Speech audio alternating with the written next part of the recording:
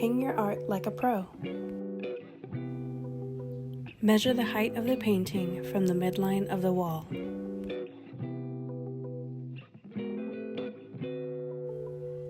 Measure the back of the painting to see where the nails would hit the wire.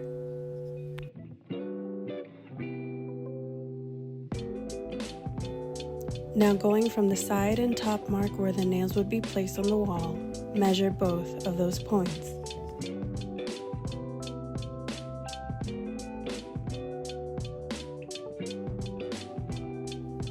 Finally, hammer your nails into the wall on those marks. Hang the piece.